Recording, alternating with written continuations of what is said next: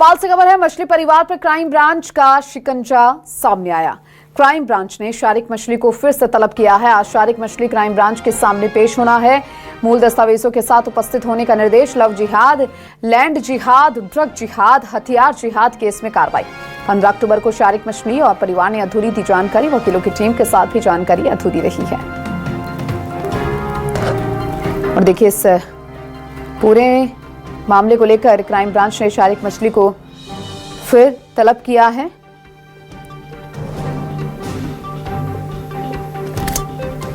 आज शारिक मछली crime branch के सामने पेश होगा।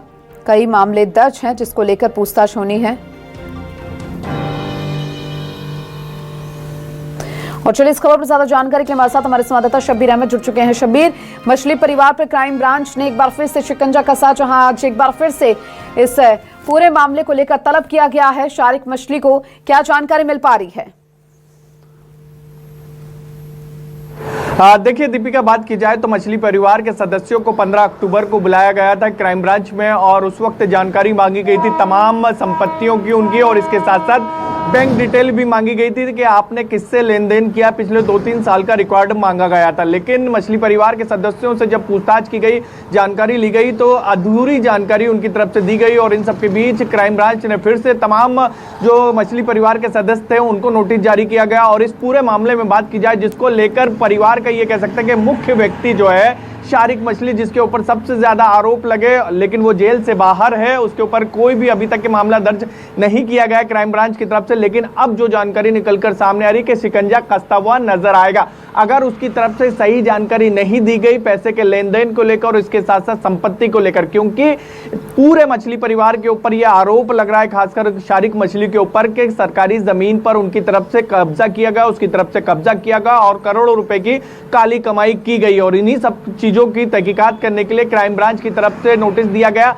आज उसको पेश होना है सुबह 11 बजे के आसपास क्राइम ब्रांच में, और तमाम सवालों की फहरिस्त लेकर क्राइम ब्रांच तैयार है। अगर आज सवालों के जवाब नहीं मिलते हैं तो उसके खिलाफ सख्त कार्रवाई होती हुई नजर आएगी। जो नोटिस भी दीपिका दिया गया उसके अंदर भी हम देखेंगे तो साफ तौर पर यह कहा गया कि अगर हमारे जांच में अब मछली परिवार ने और शारिक मछली ने साथ नहीं दिया, तमाम सवालों को जवाब नहीं दिए, तो आने वाले समय में कानूनी कार्रवाई की जाएगी। यानी आज की जो महत्वपूर्ण चीज ये है कि शारिक मछली के ऊपर कार्रवाई हो सकती है अगर उसने तमाम सवालों के सही जवाब नहीं दिए, खासकर संपत्ति के और बैंक डिटेल जो लेन देन किया गया।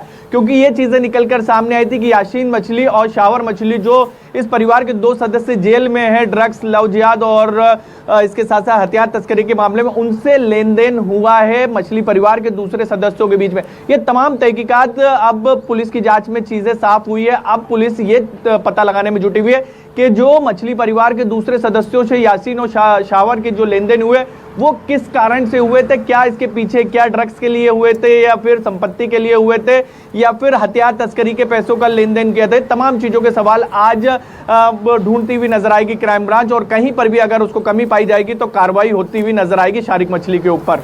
जी शब्बीर, और देखिए कहीं ना कहीं अब पूरी तरीके से इस पूरे परिवार के ऊपर शिकंजा कसता हुआ नजर आ रहा है। साथ ही जो परिवार के अन्य सदस्य हैं, क्या उनसे भी किसी तरह की कोई बातचीत हो पाई है? उनका क्या कुछ कहना है अब इस पूरे मामले को लेकर? देखिए, पूरे की जाए तो इस बार पहले 15 अक्टूबर की बात की जाए तो 15 अक्टूबर को एक साथ बुलाया गया था नोटिस देके, लेकिन फिर उसके बाद बात की जाए तो क्राइम ब्रांच की तरफ से एक रणनीति के तहत ये किया गया कि परिवार के अलग अलग सदस्यों को अलग अलग समय पर बुलाया जा रहा है और फिर उनसे अलग अलग सवाल पूछे जा रहे हैं। और कहीं पर भी अब बात की जाए तो जब तमाम परिवार के अलग अलग सदस्यों से पूछताछ हो जाएगी, फिर उसके बाद भी हम देखेंगे कि क्राइम ब्रांच एक्शन लेता हुआ नजर आएगा। लेकिन इस पूरे मामले में बात की जाए तो मछली परिवार के सदस्यों का यह कहना है कि हमारा यासीन और शावर से कोई लेना देना नहीं है, वो हमारे परिवार के दूर के रिश्तेदार हैं, हमारे करीबी रिश्तेदार नहीं है, ये उनकी तरफ से कहा गया। और इसके साथ साथ उनकी तरफ से ये भी तर्क दिया गया कि हम इन सब चीजों में इन्वॉल्व नहीं है, अगर इन्वॉल्व होते तो अब तक के सरकार और बिल्कुल। और देखिए, आज देखना होगा कि क्या कुछ और जो खुलासे हैं वो इस पूरे मामले में निकलकर सामने आते हैं। आप इस पूरी कार्रवाई पर अपनी नजर बनाए रखिएगा। फिलहाल बेहद शुक्रिया तमाम जानकारी को साझा करने के लिए।